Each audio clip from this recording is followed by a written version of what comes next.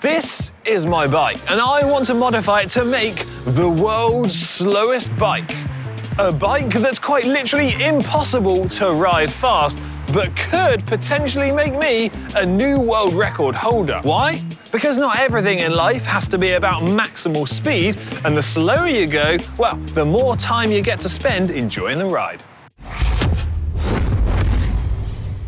Currently, there is no world record for the slowest bike, but there is the slowest hour world record, which sits at a distance of 918 meters, quite ironically set by two professional cyclists who would usually spend their time cycling as fast as possible. So that very unofficial world record is also going to be in the back of my mind. To achieve this, I'm going to modify the gearing of my bike to make the ratio as low as possible. Now currently, the smallest gear on this bike is a 35-tooth chainring and a 33-tooth cassette, which equates to a gear ratio of a 1 to 1.06, which means for every one revolution of the crank, the rear wheel rotates 1.06 times. Now to work out the gear ratio for any bike, you simply take the number of teeth on the smallest chainring at the front and divide that by the number of teeth on the largest sprocket on your cassette. Now here what we've got is our 35 divided by 33, which is 1.06. Now the idea behind this, the simplest way to think about the gearing, is that the smaller the chainring is at the front and the larger the sprocket is at the back, the slower you're going to go. That's what I'm going to try and do today. Now, if you flip that concept round, the larger the chainring you use at the front and the smaller the sprocket you use at the back, you're going to go even faster. Now, if you cast your minds back to a few weeks or months ago, this is something Ollie and I tried using this great big 75-tooth chainring. And well, we had varying degrees of success with that. But the parts that I'm actually going to be switching out on this bike are here. So I've got myself a new chainring. This one has 28 teeth compared to the 35. I've also got a huge cassette. This bad boy is a mountain bike cassette, and the biggest sprocket at the back has 52 teeth. Now, if my calculations are right, which I think they are, this will equate to a gear ratio of 1 to 0.54, which means for every one revolution of the crank, the rear wheel is only going to rotate 0.54 rotations. Essentially, it's going to go half the speed of its current setup. Right, let's get the parts fit to the bike.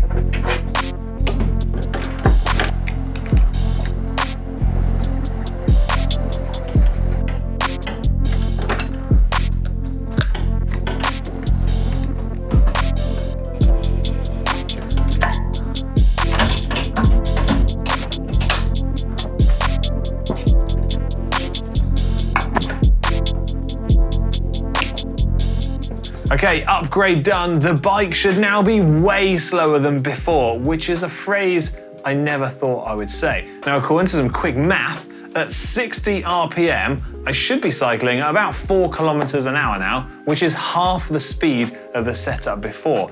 But I think I can go much slower than that if I really get the cadence down. So let's head outside and try. The great thing about this sort of challenge is you don't need to cover vast distances. So I jumped onto Strava's route planning map and plotted a mighty route from Queen Square in the centre of Bath to one of my favourite coffee shops in the centre of Bath. A mighty distance of 740 metres. If I could make it take an hour, I would be a new world record holder. I don't want to get my hopes up though, because Strava estimates a time of 1 minute and 38 seconds to cover this route, and with much of it being downhill, my skills will be tested to the max.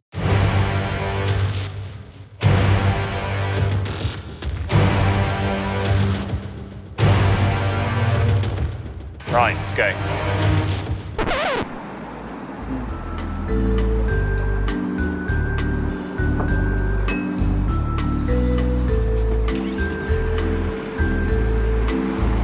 Having started my ride just 2 minutes ago, I'd covered little ground, just under 50 metres. Progress was slow, but here, that's a good thing. Next was the first downhill section, where speeds reached as high as 8 kilometers an hour. But even then, it felt painfully slow, and in all honesty, was quite embarrassing, being dressed up looking like you're ready for the Tour de France, but cycling slower than the average walking pace.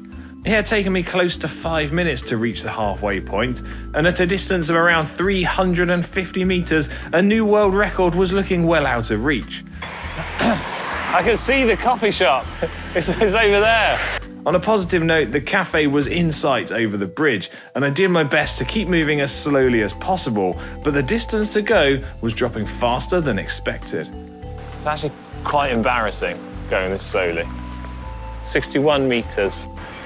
Oh, I have a feeling the new world record might be off the cards. So I have not set a new world record. The time it took for me to travel the 740 meters, drum roll please, 11 minutes, 44 seconds, which by my books means I've missed the mark by a long way. In fact, I've got an average speed of 3.9 kilometers an hour, which means I went about 5 times too fast, which is absolutely ridiculous. So, what are some of the takeaway things here? Well, have I created the slowest bike in the world? Probably not. Is there an officially slowest bike? Well, no, I've already said that, but clearly there are smaller gear ratios out there that are going to enable you to go even slower. I'm not going to count this as a total failure though, because it has highlighted some exciting things like how to go about modifying the gearing of your bike to enable you to ride even slower. But I'm not going to just give up on this yet. I think there is still room for improvement. I'm thinking I could get an even bigger cassette. I could get a smaller chainring, perhaps something custom made. I think I know a guy that could help me make a custom made chainring. But also, I've kind of overlooked the biggest and most obvious and practical advantage to having super low gear ratios like this.